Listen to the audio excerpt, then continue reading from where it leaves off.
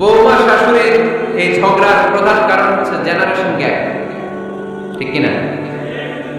শাশুড়ি এক জেনারেশনের আর বৌমা আরেক জেনারেশনের। শাশুড়ি ভাবে একরকম, বৌমা ভাবে আরেক রকম।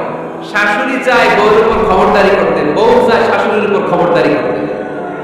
এই ডমিনেটিং এর কারণে কিলাকিলি আছে না নাই? এটা ঠিক না। আমার শাশুড়ি মায়েরা যারা আছেন, প্রথমে শাশুড়ি দিয়ে শুরু করি। আমার মাইকের আওয়াজ যে ঘরগুলাতে যায়, আমার শাশুড়ি মাদেরকে বলবো, বউদের উপর অত্যাচার করবেন না। ছেলেরা প্রশ্ন করে, তোর কাছে তোর বউ বড় না আমি বড়? আছে না নাই? এটা একটা প্রশ্ন হইল, তোর বউ বড় না আমি বড়? দুইজনেই বড়। তো এক ছেলে সুন্দর উত্তর দিছে, আমার কাছে ভালো লাগছে উত্তরটা। শুন, এক মা প্রশ্ন করছে, তোর এতদিন আমি লালন পালন করে বড় করলাম, জীবন যৌবন তোর জন্য শেষ করলাম, আজকে বউ পাইয়ে বউ তোর আপন হয়ে গেল। এবার ছেলে উত্তর দিচ্ছে, মা আমার মুখ থেকে মা ডাক শোনার জন্য তুমি কি কষ্টটাই না করছো জীবনে। 10 মাস আমার পেটে ধারণ করো, খাইতে পারো না, বমি করছো, খালি ওষুধ খাইছো, তোমার পেট কেটে আমার বের করা হয়েছে, 2 বছর আমার দুধ খাওয়াইছো, পেশাব পায়খানা পরিষ্কার করেছো, বয়স যখন 3-4 তখন তোমার আমি মা ডাকছি। এই মা ডাকটা শোনার জন্য তুমি এত কষ্ট করছো, আর আরেকবারের মাইয়া এইবারে আইসে তোমার মা ডাকা শুরু করছে। যেই মেয়েটা তোমার মা ডাকে সে আমার আপন হবে না কেন? মা ঠিক না? এই মা ডাক শোনার জন্য তুমি এত কষ্ট করলা, আমার লালন পালন করলা, 10 মাস পেটে ধরলা, পেশাব পায়খানা পরিষ্কার করলা, এরপরে মা ডাক শুনতে পারছো। আর আরেকবারের মেয়ে জানা নাই চিনা নাই এসেই তোমার ডাকা শুরু করছে মা। তো যে আমার মানে মা ডাকে তার স্থান তো আমার কলিজায়, ঠিক কিনা? শাশুড়ি আম্মারা যারা আছেন, প্লিজ বৌমাদেরকে কষ্ট দিয়েন না।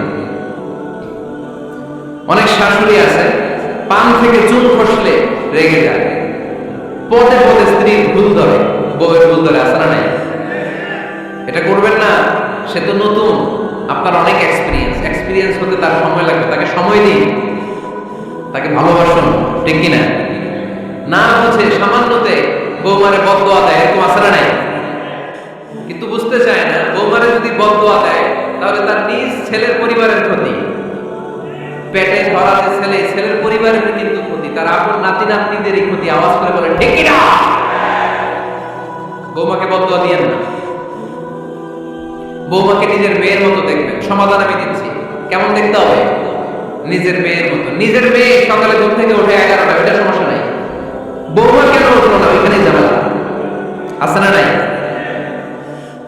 মেহেরবানি করে আপনার বৌমাকে আপনার নিজের মেয়ের মতো দেখেন। নিজের মেয়ের যেমনি আদর করেন তাকেও অমনি আদর করেন। আপনার বৌমারে যদি আপনি কষ্ট দেন, মনে রাখবেন আপনার নিজের মেয়েটাও আরেকবারের বউ হয়ে কয়েকদিন পরে যাবে। আপনি যা যা করবেন আপনার মেয়েকেও তারা ওইরকম কষ্ট দিয়ে বাড়িতে ফিরিয়ে দিবে। চিল্লায় বলেন ঠিক কিনা? খবরদার, টিট ফর ট্যাট। ইটটি মারলে পাটকিলটি খেতে পারে। এজন্য শাশুড়ি আম্মা যারা আছেন, বৌমার সাথে খারাপ আচরণ করবেন না মেহরবানি করে।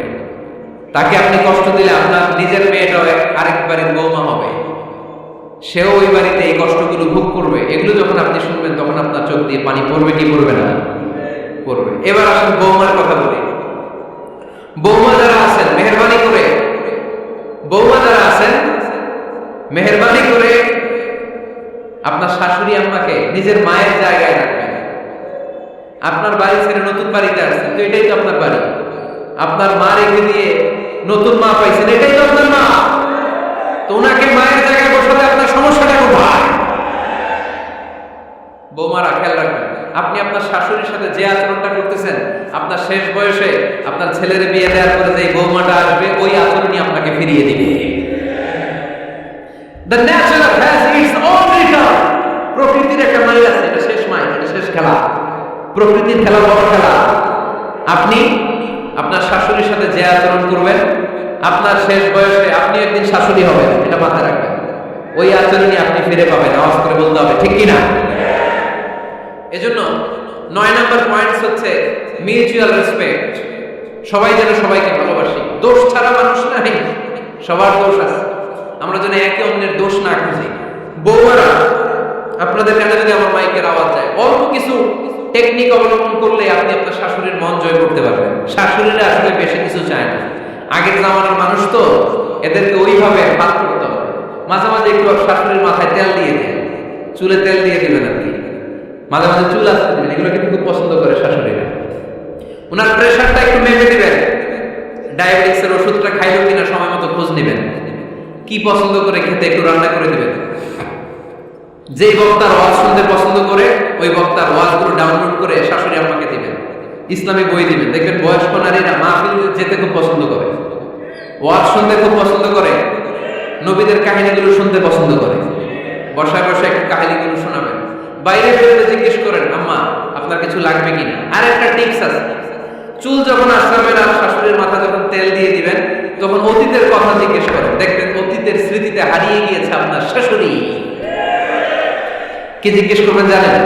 জিজ্ঞেস করবেন, আম্মা জান, মুক্তিযুদ্ধের সময় আপনার বয়স কত ছিল? ওই সময় মুক্তিযুদ্ধের সময় আপনাদের এলাকায় কি কি হয়েছিল মা? আরেকটা প্রশ্ন করবেন, মা বিয়ের সময় আপনি কেমন ছিলেন? ওই দিন দেখবেন বুড়ি আর বুড়ি নাই, জোয়ান হয়ে গেছে।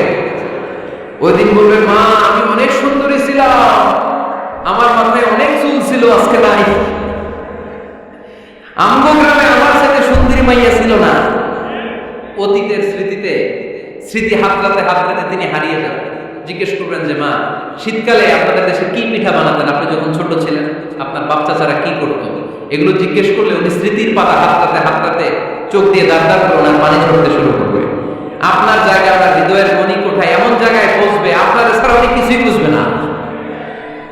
বৌমারা, এই অল্প কিছু টিপস অবলম্বন করে আপনারা আপনাদের শাশুড়ির মনকে জয় করতে পারেন। শাশুড়ি বৌমার দ্বন্দ্ব আমরা চাই না, আমরা চাই শাশুড়ি বৌমাকে নিজের মেয়ের মতো জানো, আর বৌমা শাশুড়িকে আপন মায়ের মতো ভালোবাসুক, ঠিক কিনা? এই মিউচুয়াল রেসপেক্টই পারে শাশুড়ি বৌমার দ্বন্দ্বকে দূর করতে, ঘরটারে শান্তি টুকরা বানাতে। আওয়াজ করে বলেন ঠিক কিনা? কয়টা গেল? আর আছে কয়টা? দোয়া করবেন একে অপরের জন্য। দোয়া, সাইয়েদনা ইব্রাহিম ফ্যামিলির জন্য দোয়া করতেন, রব্বি জাআলনি মুকিমাস সালাতি ওয়া মিন যুররিয়াতি রব্বানা ওয়া তাকাব্বাল দুআ। ও আল্লাহ, আপনি আমার নামাজ কায়েমকারী বানান, আমার কলিজার টুকরা সন্তান ইসমাইলকেও নামাজ কায়েমকারী বানান, আমার দোয়াটা আপনার দরবারে আপনি কবুল করে নেন। সুবহানাল্লাহ পড়েন। রব্বানা ইন্নী আসকানতু মিন যুররিয়াতি বিওয়াদিন গায়রি যী যার'ইন 'ইনদা বাইতিকাল মুহাররাম। ও আল্লাহ, আমার সন্তান সন্ততি, আমার ফ্যামিলিকে দুদুমর প্রান্তর এই উপত্যকার মধ্যে তোমার কাবা ঘরের সামনে রেখে গেলাম, তাদেরকে তুমি নামাজ কায়েমকারী বানিয়ে দিও। গোটা বিশ্বের সব মানুষের অন্তর আমার ফ্যামিলির দিকে আল্লাহ তুমি ঝুঁকিয়ে দিও। ওয়ারযুকহুম মিনাস সামারাত, ফলমূল দিয়ে আল্লাহ তুমি তাদেরকে রিজিকের ব্যবস্থা করে দিও। তার মানে সব নবীরা তাদের পরিবারের সদস্যদের জন্য দোয়া করতেন কি করতেন না? আবার কোরআন আমাদেরকে শিখালো, রব্বানা হাব লানা মিন আজওয়াজিনা ওয়া মিন যুররিয়াতিনা কুররাতা আ'য়ুন ওয়াজআলনা লিল মুত্তাকিনা ইমামা। ও আল্লাহ, এমন নেককার সন্তান, এমন নেককার স্ত্রী আপনি আমাকে দান করেন যাদের দিকে তাকালে আমার চোখ দুইটা ঠান্ডা হয়ে যায়। চক্ষু শীতলকারী স্ত্রী দেন। বিয়ে যাদের হয় নাই, ইয়াং ছেলেরা এই দোয়াটা করবা। বিয়ের জন্য দোয়ার দরকার আছে না নাই? প্রতিদিন এই দোয়া করবা, আল্লাহ এমন স্ত্রী দেন, এমন জীবন সঙ্গিনী আপনি আমাকে দেন, এমন লাইফ পার্টনার দেন যার দিকে তাকালে আমার চোখ জুড়িয়ে যায়। এমন সন্তান আল্লাহ আপনি আমার ফ্যামিলিতে দেন যাদের দিকে তাকালে আমার চোখ দুইটা ঠান্ডা হয়ে যায়। নেককার সন্তান, নেককার স্ত্রী আল্লাহর কাছে দোয়া করে চেয়ে নিতে হয়। তাহলে ফ্যামিলি মেম্বার একে অপরের জন্য দোয়ার দরকার আছে না নাই? বাবা দোয়া করবে ছেলের জন্য, ছেলে করবে বাবার জন্য, মা দোয়া করবে মেয়ের জন্য, মেয়ে করবে মায়ের জন্য, ভাই করবে বোনের জন্য, বোন করবে ভাইয়ের জন্য। দোয়ার দরকার আছে না নাই? দোয়া করবেন সবাই সবার জন্য। এই যে কোরআনের বঙ্গানুবাদ পাওয়া যায় না এখন, কথা বলেন। স্মার্টফোন আছে কার কার দেখি? হ্যাঁ, কারা কারা স্মার্ট দেখি? হাজার হাজার স্মার্ট। মাশাআল্লাহ। এই স্মার্টফোনের ভেতরে আল কোরআন নামে